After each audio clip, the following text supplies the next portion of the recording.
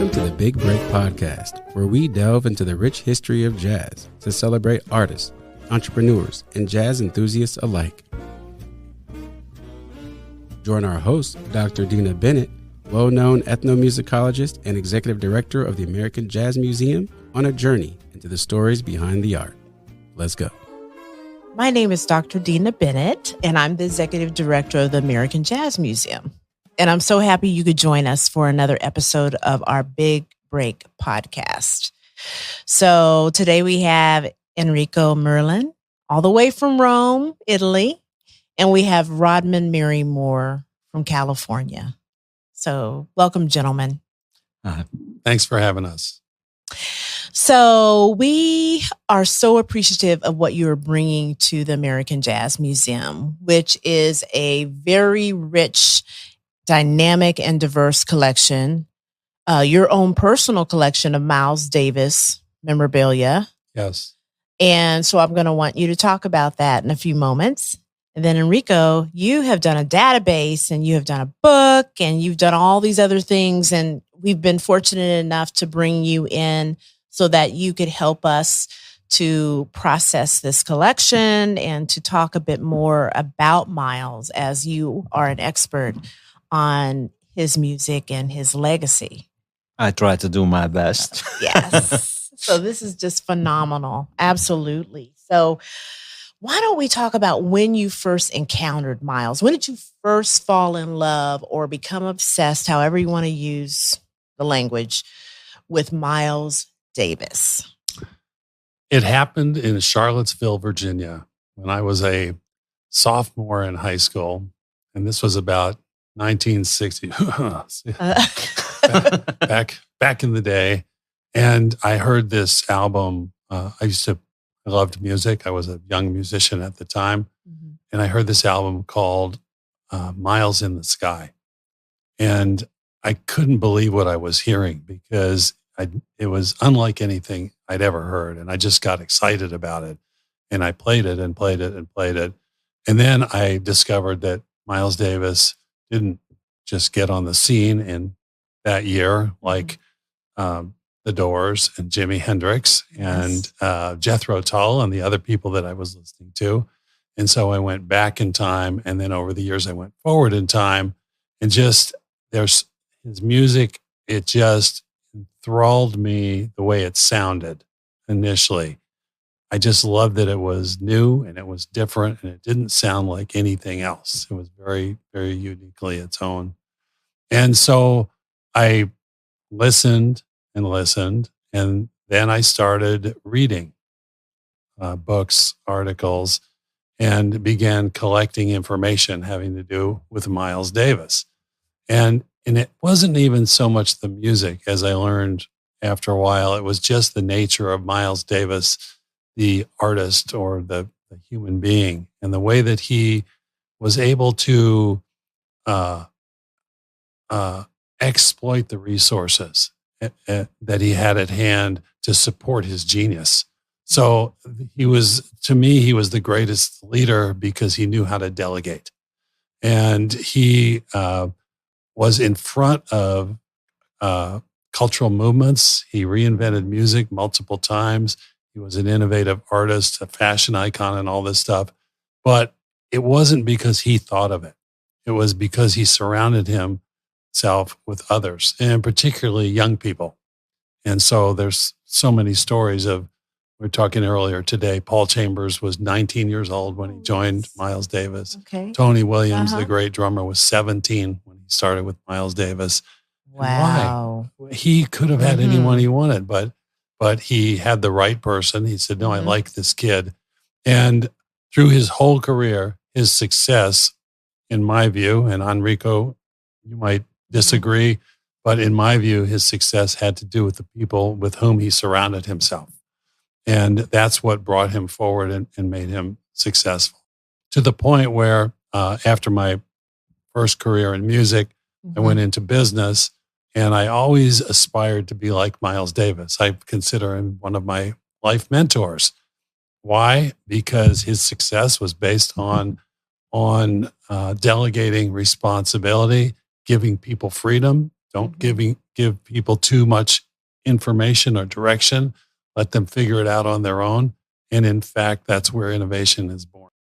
And that's the mark of a true leader, isn't it? I think it When they're is. able to A true leader give knows how to people that follow. kind of autonomy. Yes. Yeah. Yeah. So it became for me very much an obsession after a certain point. And I began collecting every day. I was on eBay. It's like, a new Miles magazine. And I would just buy it, a new book. I was part of a discussion group online, which included Enrico, my friend here. And we traded cassettes and CD recordings of bootleg concerts, unreleased concerts, just because it was more Miles Davis. It was an obsession.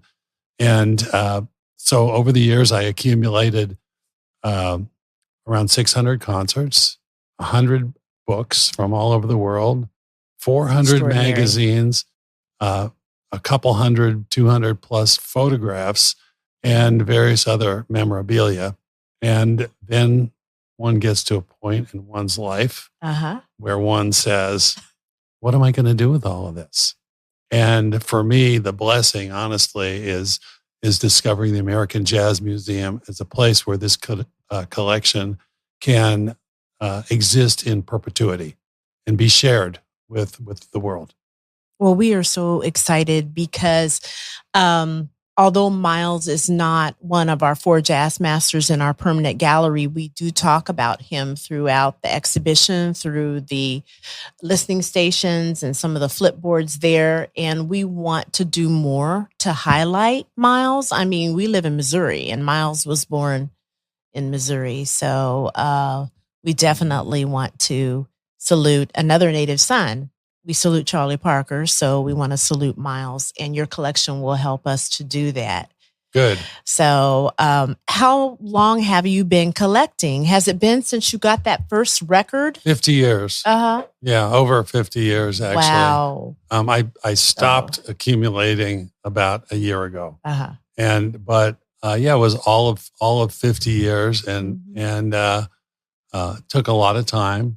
And apparently the nice thing is that I know how to take care of my things because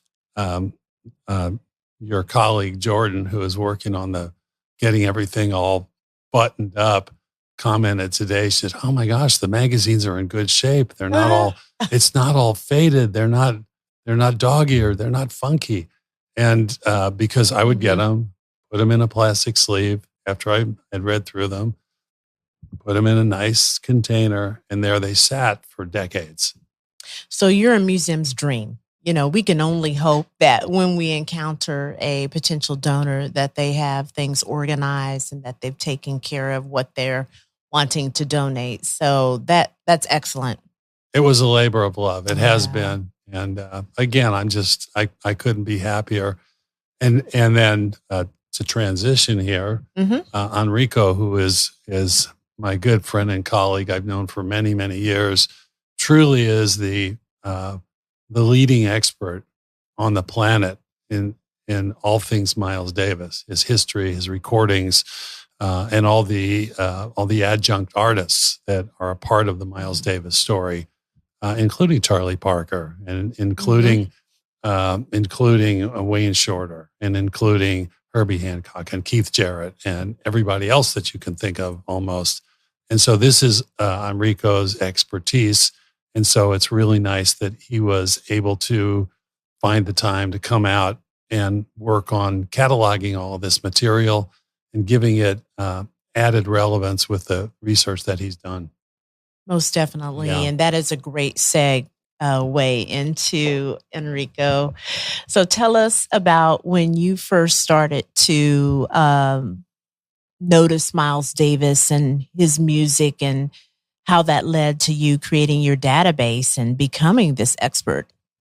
It's a strange story because I'm a guitar player. I started as a drummer, then I became a bass player, then a guitar player because guitar was easier to. I'm a lazy guy, so guitar was easier than double bass. So I'm joking, but it's the truth. So I was listening to all this music. I started to playing Beatles music, rock and roll. Mm-hmm.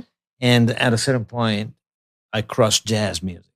And so it was like something that catch me immediately because I was listening, I discovered the blues, Yes. the most ancient, because I arrived at a certain point that Robert Johnson was too modern for me.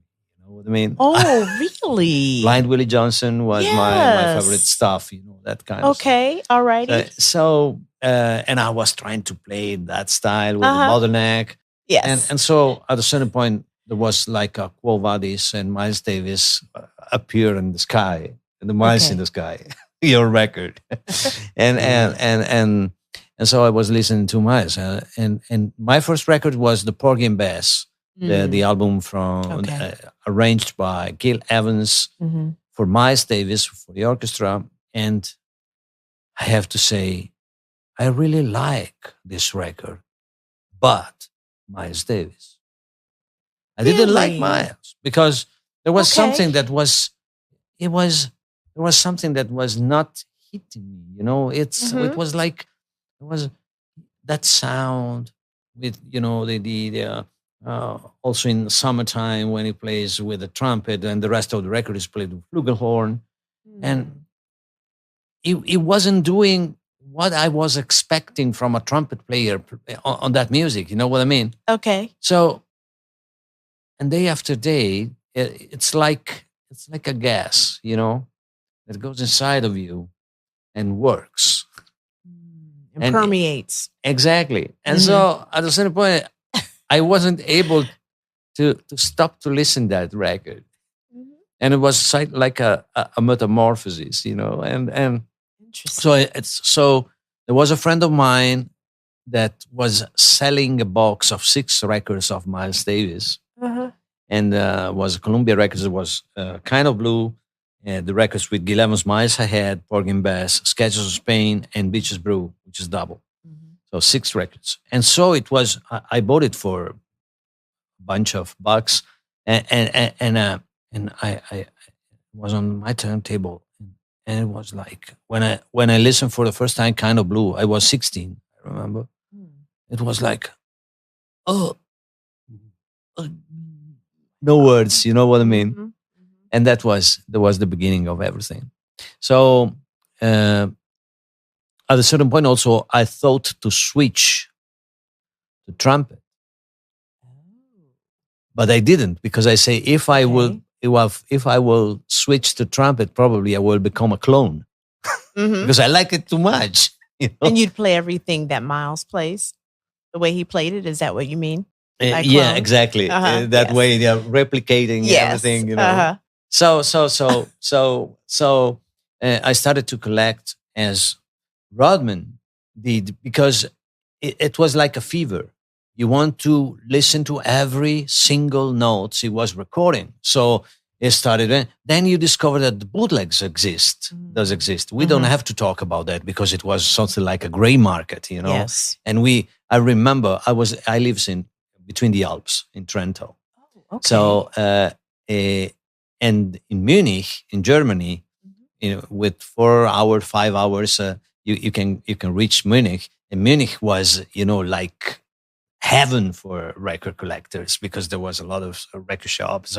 So every 2 months we were going to Munich to buy records, and there was the only European importer for the Berkeley School books, where Berkeley they have wonderful methods for study for jazz music. So that was the period. So after that, we discovered that also there were collectors that they were doing private recording concerts. And then I discovered this listserv. Okay. So Miles lovers talking each other, exchanging, swapping tapes from all over the world. So we became a sort of community. Yes. And I have to say that some of my best friends, I made it through the list. To this day. Yeah, exactly. That's incredible. 40 years ago. So that's why I say that music has a power Mhm. that it's unbelievable. Yep. Because I will never meet Rodman or many other friends if it wasn't for Miles. So Mhm. Miles operated in a way in our lives in a way that he could never suspect he could do it. Yes. And this is not only a fan's approach, because we were researcher. And that's the database that came from, because I started to collect all the material and I needed to put it together. So I asked a friend who was a computer expert, which is the best platform to use it. Oh, so you can use FileMaker Pro. And so I started to program, and I learned how to program because I was also a computer programmer at that time. So I started to build, blend it together. Okay. and so that was the beginning of everything. So, what is the purpose of the database? Can you talk a little bit more about the database and yes, what it consists of? The beginning was that I tried to understand. I was interested in something, in a particular thing that Miles was doing, that was his leadership of the band. Okay. So because when I was listening to his concert, these tapes, the band was playing sometimes for 90 minutes without interruption between a song and the other one and the following one. So they play like a continuous flow. Okay. So I was asking myself how they are able to change, as every night the sequence of the songs is different, the selections of the song is different. Okay. So how do they know what song to play after? Yes, and were they playing all in the same key? All the songs in the same key as they flowed? Change the key. Okay. Sometimes there's no key. Exactly. So, but in the 60s, it started to play like that after 65. But until 68, they were still playing songs, form. So AABA, so they have the introduction, then they have the melody, then everybody was improvising on the structure, and then again. And so this was easy because Miles, was starting with a new song and all the band following. But after that, they started to play with a modal approach, just using small elements like a bass vamp. So you have something like dig and they could go on for hours, So at a certain point, suddenly they changed. They changed the rhythm, they changed the key, they changed everything in the music. And so how is possible? That was my question. So I started to copy all the songs, the beginning of every song in a digital tape, and starting from 1 minute before, just to verify if there was some kind of signal. Right. Cue. And I made a catalog because I discovered that Miles was playing the same cue, the same phrase, the same melody before every model. So I put together a catalog of all Miles Davis phrases, was around 80, and all the corresponding modules. So it could be a vamp on F, funk, or something different. And I checked the cross references, and I verified with a percentage of 100% the correspondence of phrase number 1 to model number 1, phrase number 23 to model number 23. There was no error, never.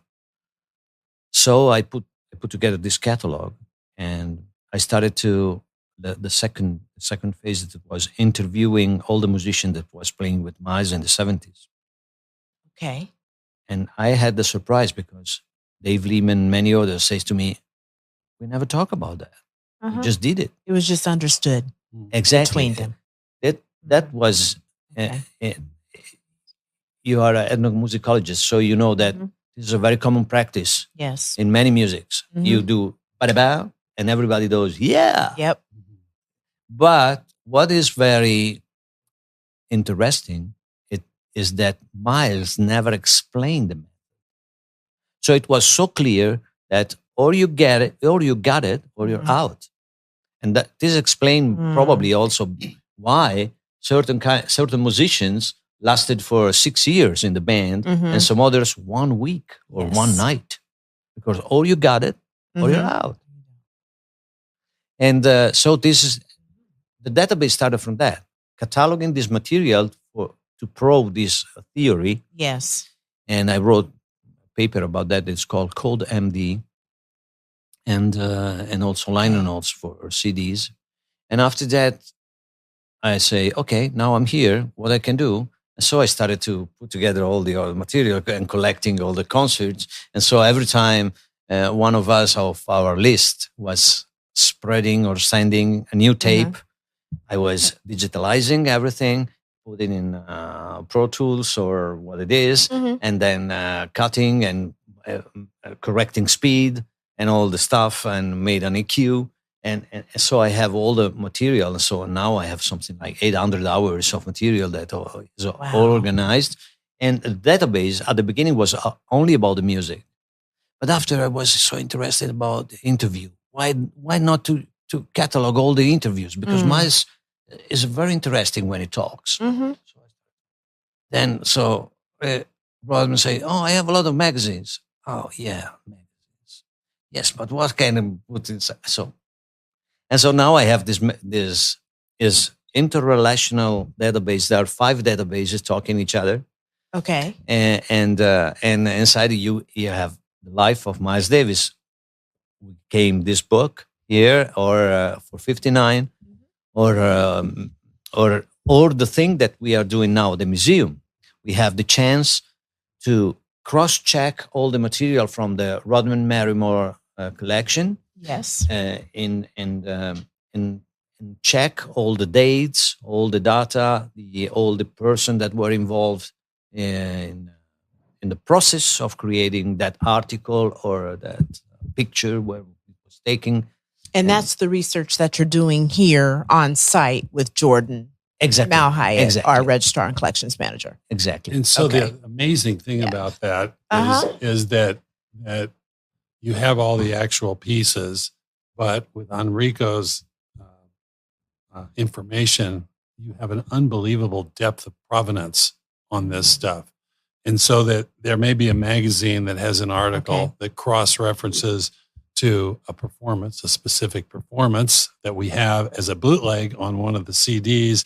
And then we haven't been through the photographs yet, but there's very likely some photographs that are out there from that same thing. They all get connected through the database, but the physical items have to exist. The analog version of it has to be somewhere.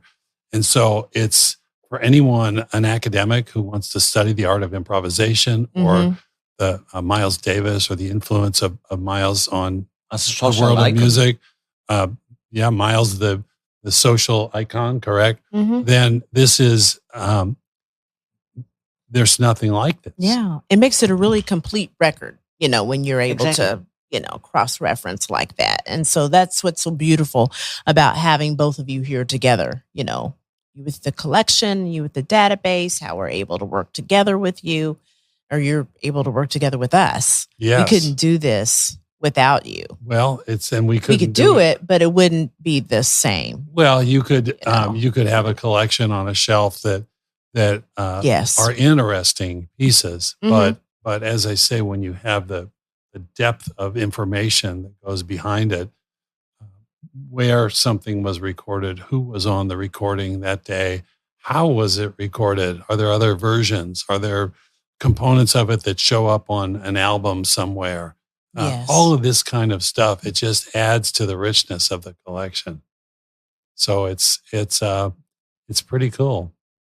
So how has Miles influenced your personal life? I mean, I know that it's been, something that you all have felt very strongly about and have dedicated your life to. But in terms of how has it influenced your family or impacted your family lives? Maybe it hasn't, but I imagine that the time that you take to devote to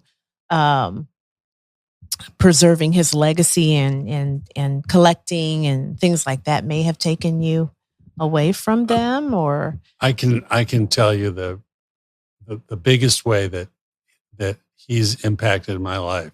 Mm-hmm. And so I mentioned when I talk about my life mentors, Miles Davis is one. Another one is named Anna Halprin. And she was a teacher of mine. She was a very great modern dancer. They're my two life mentors. Wonderful. So one of my kids, my son's named Miles, he may come up to me and I'll go, how do I do this? And my response to him will be, you'll figure it out. So that's a lesson from Miles Davis, because when his musicians came to him and said, well, Miles, what are we supposed to do on this song? He wouldn't even say, you'll figure it out. He would just walk away. And is that right? Is this right, Enrico? Uh-huh. This is right. There's a story of Herbie Hancock having his first gig with Miles, and he got the call, show up. I think it might have been the Hollywood Bowl or somewhere. And so Herbie showed up and he's like, I don't even have the charts. What am I supposed to do? And no one's telling him any information. He gets to the gig and Miles is nowhere to be found. And he's very nervous about all of this. And so finally they're about to go on and he finally sees Miles. Miles, what are we playing? Don't worry about it. They go on stage. Okay. And they performed. And there's a subsequent story, which may have been from this concert or not, but it's the one where Herbie is playing along and he hits a really wrong chord, and Miles turns and gives him a look. Mm-hmm. Well, here's Herbie Hancock at the age of 25 or 26, and he's like, oh, this is bad. After the gig, goes up to Miles. He goes, Miles, about that chord on whatever the tune was. And Miles said, yeah, that was great. I was doing things I never did before. Oh, and awesome. So this is how he was. He provided guidance by not providing guidance. And he allowed his people to find their own way. And that enabled him to become richer as a person and an artist. And so I've tried to emulate that in my life. After being a musician, I went into the world of business. I had several businesses, and I always hired young staff. I normally hired people that didn't have a lot of experience, and then I let them, whether it would be in marketing or even computer programming, it's like, figure it out. You will figure it out. And they did.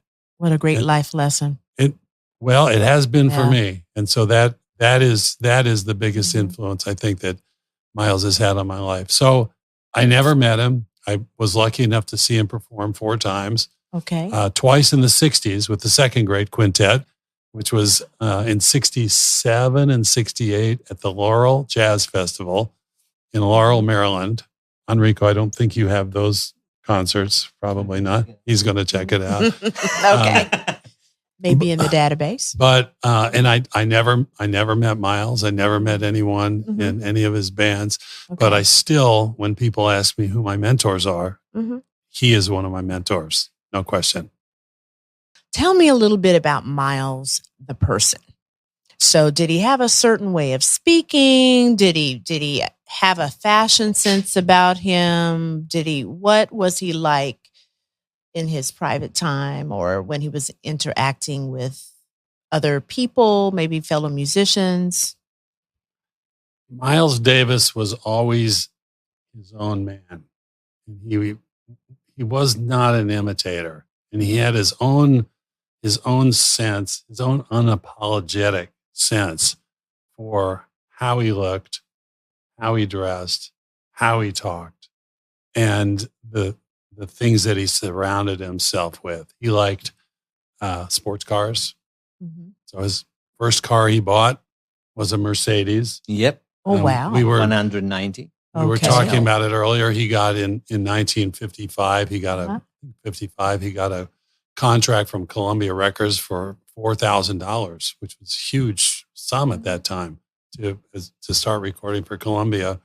And he went out and bought himself a Mercedes on the spot. It's like, oh, look, I just got paid a lot of money. I think I'll buy an expensive car. What an expensive car for a young man. Yeah, and he was a young man, young man at the time. And so he was very clothes conscious, very fashion conscious. And the way he looked, he wanted respect. And he was very careful with the way he looked and the way that he dressed. He had a lot of pride in his appearance, but he was always wanting to be on the cutting edge of fashion. And so books have been written about this. We have one right here. This is called Miles' Style. This is a pretty recent book, but this focuses not so much on the music of Miles Davis, but the sort of the fashion icon that he was. In the 80s, so he would wear Italian suits. Back in the 50s, he wore these beautiful Italian suits made in Italy. Yep. Yep. That's why I'm here. And he had the thin, beautifully tailored, thin tie. He would have the perfect shades on, and he looked cool. He was cool. He became the personification of cool. People imitated him. And then through his career into the late 60s and the 70s, he wanted to be like Jimi Hendrix. Okay. He wanted Is that where the scarves came in around the neck and the big puffy vest, the whole deal, leather, fringes. He wanted to be as famous and as popular as the rock artists that he saw. Sly Stone, James Brown, Jimi Hendrix, and not too long after that, Prince. He really admired these people, and it bugged him, I think, in a way that that he wasn't making the same kind of money they were making. But I'm sure. But he continued on. Of course, he continued on. And anyways, in the 80s, he'd spent a lot of time in Japan, particularly in the early 70s on tour. I looked to Enrico to go, and he met, and there's lots of photographs of him from those days. But into the 80s, he went to Japan quite a lot because they loved him there. He didn't have as big of an audience here as he did in Japan, the Far East, and also in Europe.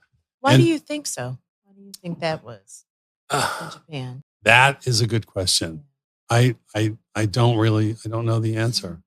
I don't know the answer. Okay. But he did hook up with a fashion designer in Tokyo named Koshin Sato. And Koshin Sato was very, very progressive and very hip and very 80s. If you think about the look of the 80s with pieces of metal and chain and all this kind of stuff. Anyway, there's some pictures here, which we'll just hold up. There's a particularly cool one of Miles wearing some very hip leather fringes. Yes. And his hairstyle changes with the times as well. Well, that's because his hair started to go away. And so he did hair weaves and all that because he didn't like the idea of being a bald man. And so he was very conscious of his look. Yes. But he would backstage, and I know there's some images of it here, hanging out backstage, he would get magic markers and doodle, just kind of draw these little figures. So he was an artist as well, or eventually became an artist? He didn't start out to be an artist, but he ended up to be an artist. Okay, here's a kind of example right there. And so he would take magic markers. He would be backstage and he would just draw. He would just draw things. And it became a passion for him. So later in his life, he moved to Los Angeles and lived in Malibu. And he had an art studio. And he was doing more painting than he was playing. Because at that time, he was touring, but he was doing a lot of more commercial style albums. And not spending a lot of time in the studio. So he had his artistic producer, Marcus Miller, who would put the band together, work on the repertoire, and then Miles would come in and lay down his tracks. But he was hanging out in Malibu painting. And so once again, that's an example of Miles using a younger musician to help him. Was Marcus this a young Marcus Absolutely. Miller? He was an up and coming. He was a bass player. He was Mhm. up and coming and making his way as a That's producer. awesome. And Miles Yeah. essentially delegated 3 or 4 records, maybe, Enrico. Yes, because it was Mhm. Tutu, Siesta, Mandla. They were all penned by Star Marcus People. Miller. Star People, it's something that was in between, but it wasn't produced by. Okay. It was Tio Macero still in Tio charge. Macero. So, but then Miles became quite a proficient artist, and his original paintings go for a lot now. I own my collection, which you'll see here eventually. Okay, I can't wait. Several serigraphs that are limited type prints that have the little chop block on it, and really, really nice, interesting artwork. But that's part of who he was. So he was the artist, the fine artist, not unlike Tony Bennett or Joni Mitchell or I can't think of who they right, but he was a creative person, and painting was one of his outlets. Fashion was one of his ways that he expressed himself, and then, of course, the music. So if you were to talk to someone who didn't know a lot about Miles, but was interested in his music, where would you have that person start? Well, I have no doubts about that. I would start from Kind of Blue, because Kind of Blue is something that transcends genre, and I would always say, if an alien would come and ask for what jazz is, I would go for Kind of Blue, without doubt. Okay, hands down. Yeah, and it's the top selling jazz album of all time. Mm-hmm. I have a story, because this is something that has to do with the self-conscious sometimes of the artist. I had a chance to become friend of Jimmy Cobb. That was the drummer of Kind of Blue. Yes. We passed a lot. He helped me a lot for this book. In '59. Wonderful. And Jimmy, so as '59 is the year of Kind of Blue. I pass a lot of time, pushing a little bit Jimmy Cobb to tell me stories about the tour, about this, about that. So at a certain point, I made the question that I could make only if you are very confident, Yes. But Jimmy, when you were in the studio on that March and April of '59, did you have the sensation that you were going to cut one of the most incredible masterpieces of the 20th century and the whole history of humanity, I would say? Yes. And you say, oh, to tell the truth, absolutely not. After the first session, we were looking at each other and say, really? What it was, a rehearsal? Wow. Yeah, we didn't understood the potential of that music, because we were used to play, form songs, and Miles came just with this sketches or scales, modes, and say, okay, let's try this, let's do that. Okay, when you want, you go there, look at me, and and so we tried, and there was no themes. I was just comping all the time, and then after when the records came out, it was like, now I understand. Wow. So this is the genius to have a vision. Yes. So that's why sometimes I say, when they ask me, but this song is by Miles or was Bill Evans writing it? That's not so important, because it's not important what's on the paper, what's the composition is, but how you make it living. The vision you have to create a masterwork, a masterpiece. And Miles Davis had this vision. I think this was his, as the leadership that he, as Rodman says before, he was a very avant-garde contemporary leader. Today, there are a lot of master classes about how to lead a band, how to lead a firma, a company. Mm-hmm. That they explain how we have to deal with people, how to organize, to do things, etc. But Miles was a national talent, natural talent on this, and he was able to lead the band. Jack DeJohnette, the drummer, one time said to me, Miles never said to me what I have to do, what I have to play. But when he was entering the room, you feel the sensation you have to stay right. I think Miles, what sets him apart, or where he innovated, was that he wasn't focused on a finished product of music. It wasn't, I'm going to create a piece of music. His focus was the process. The cooking. Just to be in it while you were in it. It would start, and then everything happened, and then it would end, and then that would all be in the past. And he wouldn't, at the end of a gig, you wouldn't go, well, Miles, how did it go? He would walk away from you, or he would call you a name. It's like, that's not important. What was important was what was happening at the time that it was happening. Yeah. And so it's really all about, it's kind of like cooking where the meal, that's just what comes at the end.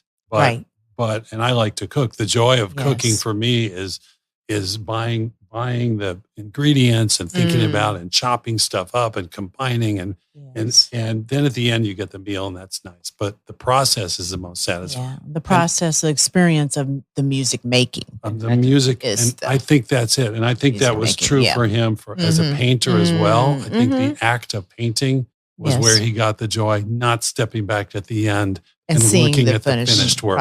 I don't think that was so important to him.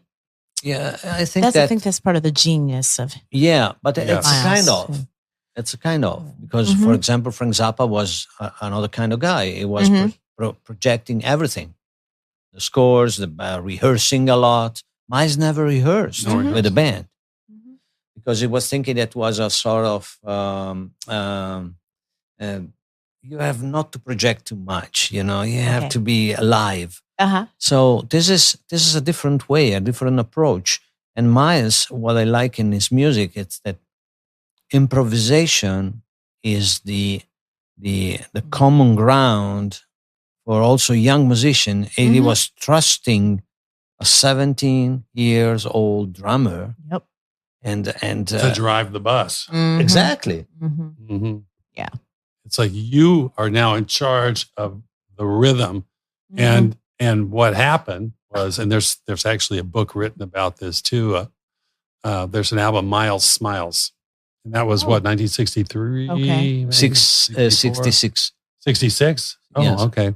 So Miles Smiles, and there's a Wayne Shorter song on there called Footprints, really famous song. And this book, Miles Smiles, there's a chapter about footprints, the one song, kind of like what Enrico does with his analysis.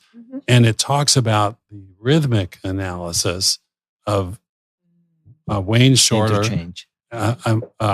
Ron Carter and Tony Williams, how they heard each other and how the music went from being in 3, boom, boom, boom, boom, 2, 3, like that. Oh, in 3/4? In 3/4, but then it would go into 6/8, then it went into 4/4, into just a straight swing. And then you have the drummer in 3, the bass player in 4, and it's unbelievably complex what these guys are doing, and they're inventing it on the spot. They're just inventing it on the spot, and they're in the studio. And the reason they're able to do it is because they had a band leader that said, let's just play. Let's just play. And it made it to the album. It's like, okay, well, that's what we did that day. We'll put it on the album. It's like, well, will people like it? Who cares? Who cares? Let's do it. Put it on the album. Tio, producer. Tio, put it on the album. So what's your favorite Miles song? You know, that's an interesting question because much of his music can't be classified as a song. And so I would say, so Enrico, I know he would take Bitches Brew onto a desert island if it was the only one he could. I would take something from the mid to late 70s, mid 70s. Okay. There's an album. It's called Get Up With It. And on that, I think this is the one, there's a piece called Maisha. You know that one. And this thing it's very texturally complex. It's rhythmically complex. There's fragments of melody that move in and out. And it's an unbelievable work of art. And every time I hear that and other music from the mid 70s, which most people find inaccessible, I like it because it's so deep and it's so rich that you hear something different every single time. I mean, I love So What? You know how that goes, Oh, yeah. Dr. Bennett? Yes. I was humming it earlier. You were. Yes. And Freddie Freeloader and the music from Kind of Blue is great. Footprints, a Wayne Shorter tune, but on a Miles album is just wonderful music. But I think that I would go for the music from the 1971 to 74 period, which is not a song. And people would ask Miles, well, what's the name of that? He'd say, call it anything. So the record would come out and the title would be Call It Anything. Crazy. Because it's like he didn't care. He didn't care. And for his original compositions, he never titled any of them. That was all done by his production people. Oh. But by the way, he was another thing that is very interesting in Miles is that he was a very contemporary thinker in this way, because he was I would say a reuser. So it was like if it were taking it was like Pablo Picasso. He really didn't invent something. He just was using what it was around, and as a very good cook, reorganizing the material and come up with new dishes. Exactly. That's what Miles, Arnold Schoenberg, Lenny Tristano, Charlie Parker were real innovators of the language. Miles was an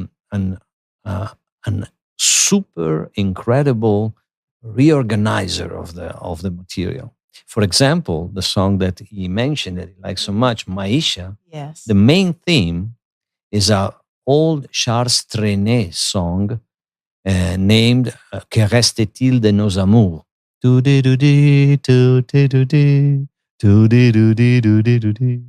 It's an old French song that probably he heard when he was in France with Juliette Gréco. Yes. And he took that melody that probably stayed there, layered in his mind for...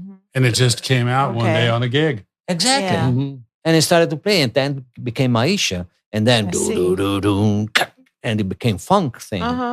And he interpolated these two sections: the funk section that James Brown going on acid, and Charles Trenet from space. Just this beautiful music. Yeah, this is what I like of Miles, and really, we miss artists like that. That's the most important thing.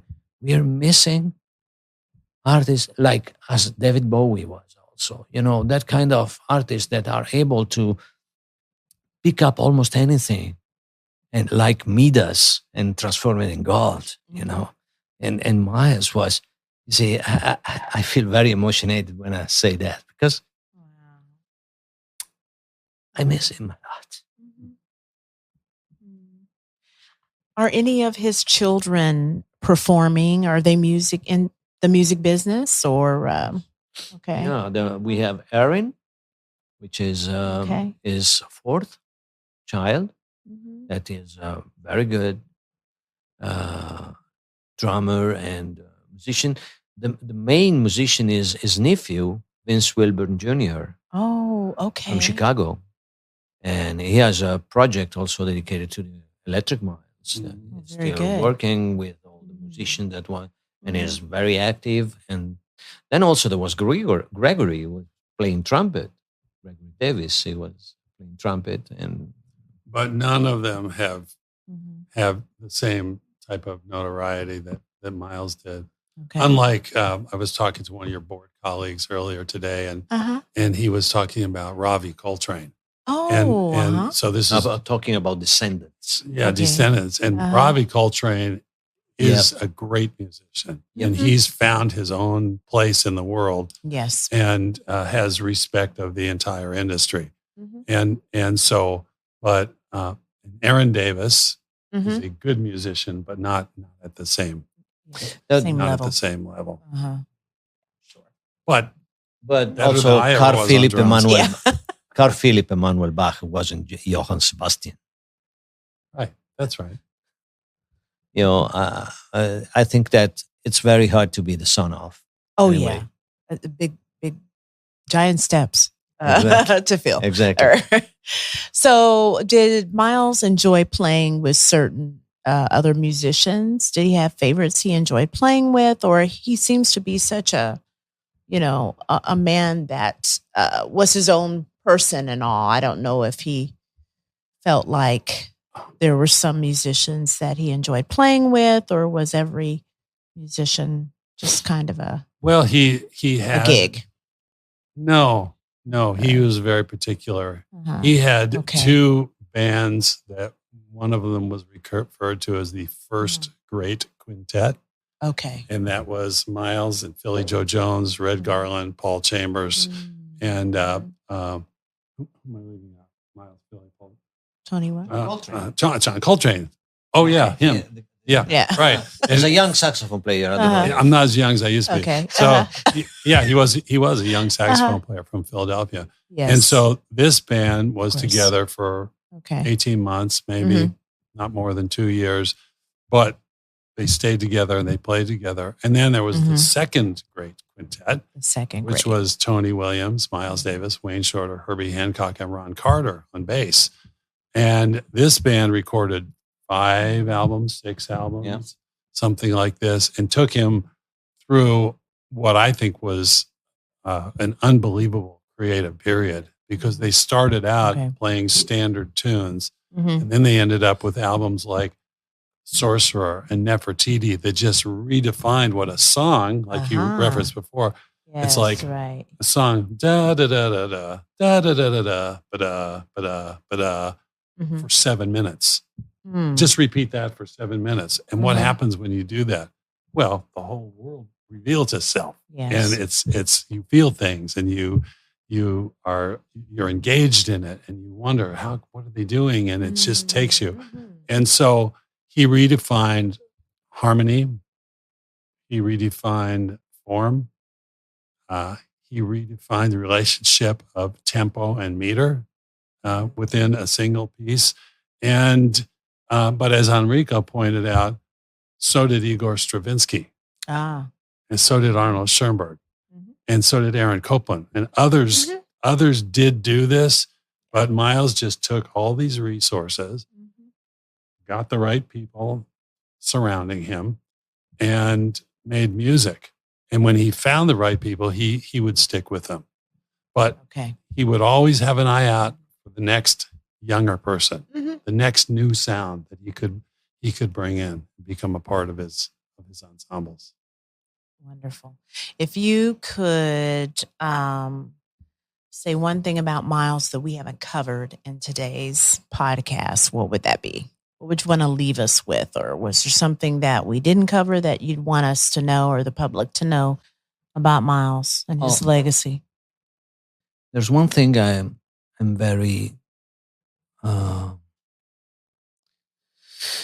happy to talk about, but also if it's very hard for me. It's when he was at the end, he wasn't playing songs anymore.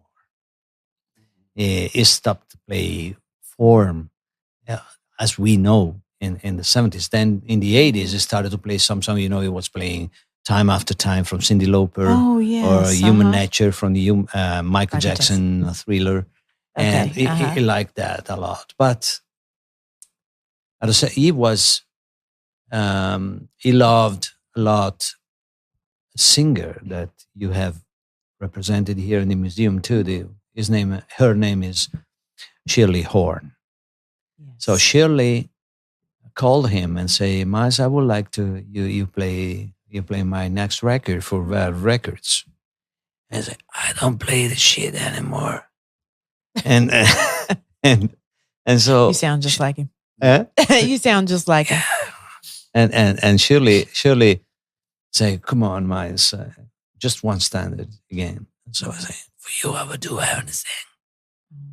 And so they started to, and they recorded You Won't Forget Me, the song You Won't Forget Me.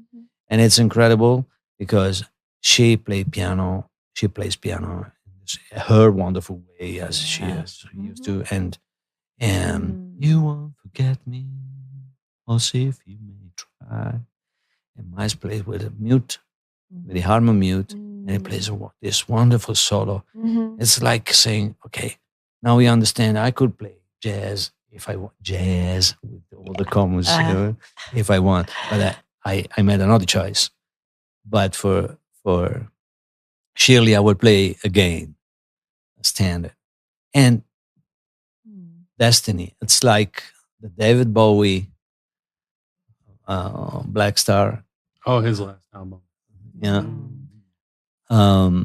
Miles died after a few months. And we have the song, You Won't Forget Me, also if you may try. Powerful. And to finish that out, on his deathbed in 1991, I'm gonna get emotional. You can read it. On his deathbed in 1991, Miles said, quote, when God punishes you, it's not that you don't get what you want. It's that you get everything you want and there's no time left. End of quote. Thank you to my guests today, Enrico Merlin. Thank you. Rodman Marymor. We are happy to be graced with your presence today. Thank you so much. Thank you. You're welcome. Thank you. Thank you for tuning in to an episode of the Big Break Podcast. Now be sure to like, review, and subscribe to the Big Break on Apple, Spotify, YouTube, and anywhere else you get your podcasts. We also want to thank Missouri Humanities. Their financial support helps us in connecting Missourians to the people, places, and ideas that shape society. So stay connected for more incredible conversations from the American Jazz Museum, because this is where jazz lives.